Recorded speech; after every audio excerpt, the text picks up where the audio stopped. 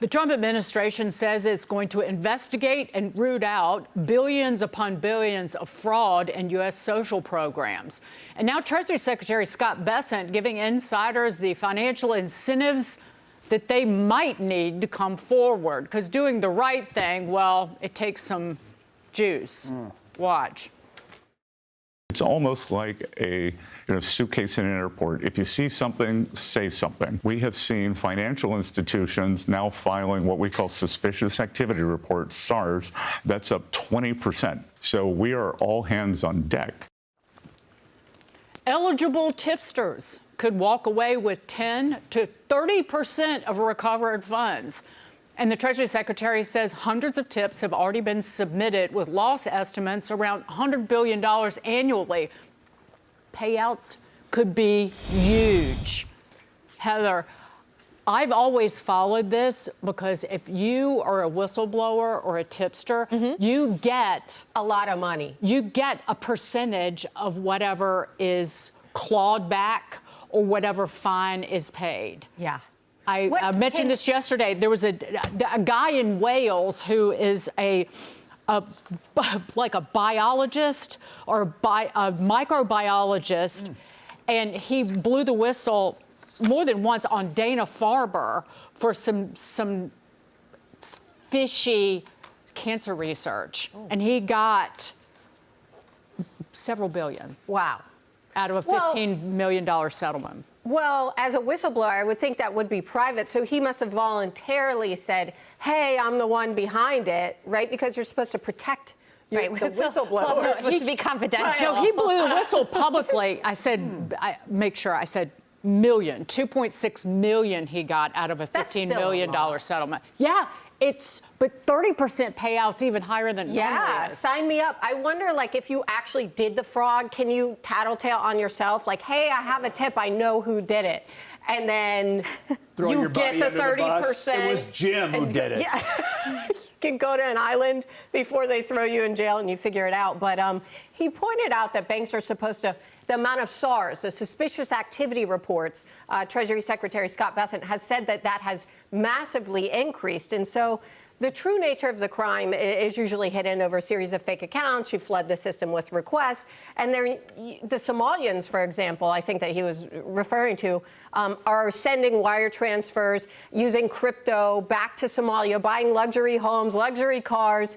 And by then it's too late. So, yes, the banks are trying to get to wrap their arms around this, but there needs to be better checks and balances system from our government. Like, as taxpayers, we want to know and make sure, are you being a good steward of our money and looking after where it's going? Because it can't be that easy to commit all of this fraud, but it seems like it has been. It's a big problem. Like, under the Biden administration, they wanted to go after, what was it, like low-level Venmo payments because they were worried about tax evasion, but they weren't worried about any of this kind of stuff that happens on a large scale.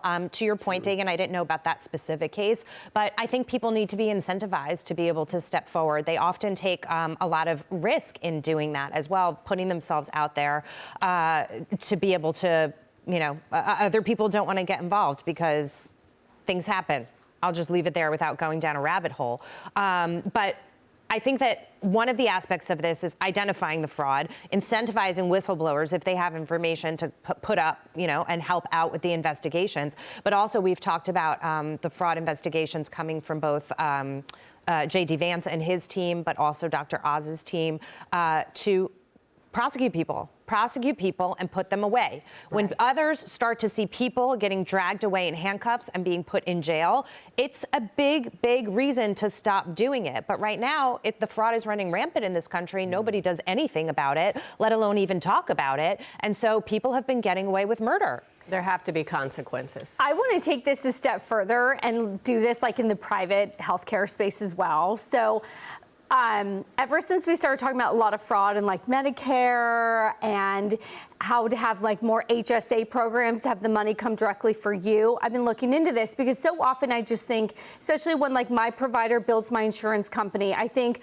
that's not my money, right? As long as my out-of-pocket is zero, I don't really care. Have you guys actually started to look at like what the provider charges, Yes, I've looked what the carefully. healthcare company denies, then they overbill again, and I see this back and forth on like the explanation of benefits, and it sort of makes me want to raise my hand and say, do you guys know that like you're overcharging for all these services that may or may not have been performed? And so I kind of like that there's an incentive, because otherwise I think so many people sit back and say, not my money, not my problem. And I want to stake in saying like, no, I can see that this is happening and I want to call someone out on it. Well, part of the overbilling, though, goes to the issue of, you know, say your insurance company is Aetna and they broker a discounted rate, and that's why they will max out at what they will pay. Part of the overbilling is also because of just the tax on the system. So that is why the people who don't have insurance, they will get that overbill and they will be responsible for it. And if they can't pay it, that will end up affecting your credit or bankrupting you as a result of it. And so it just also shows you there's so much inequity in the system. Wouldn't you want a system that is more well balanced, that isn't spewing fraud, that isn't paying for people who shouldn't be on the roll, and get those overall costs just down in general? But in 10 seconds, can I be a foreign object in the punch bowl? Ooh. I like uncovering fraud. Nobody wants a foreign object in the punch bowl. That's gross. But like as a taxpayer, I'm paying 30 cents on the dollar to find. But you may have not ever known. Like otherwise. if you work in the thing and you see fraud, you should say something. Like I think part of your base salary is to tell somebody there's fraud and figure it out. Like this seems like the taxpayer has to pay for the fraud, then they got to pay for the recovery of the fraud. Like this stinks. Private companies go out of business if they've been defrauding people for 40 years. Yeah. These guys never go out of business and now they get a bonus for finding it. Like we should expect more from the people who work for these agencies. You'll get nothing in like There you go. Yeah, you got to pay for Well, it. can I just Judge say this? Schmales. Get Judge Schmales on the People job get here. very angry when they commit fraud and they find out that somebody has blown the whistle on them. And I think that there are a lot of folks in agencies that'll say, you know what, I don't want to get involved in this. But if they're incentivized, it might help them do it. You 30%, know, anytime I might going to tattletale. jail, for example, is a consequence, people get angry and then bad things happen. So this program that Treasury Secretary Bessent announced is similar to the Securities and Exchange Commission whistleblower program. And you can blow the whistle and remain anonymous with the SEC program. The biggest payout to date is $279 million. It happened almost 3 years ago. I don't think the identity of the person who received it has ever been revealed. He's on an island, or she. Then, maybe not. Their own island. Yeah. Since 2011, the SEC has issued more than $2 billion in whistleblower awards. Okay. And it's the same range, But I don't forgive 10 them. to 30% of the.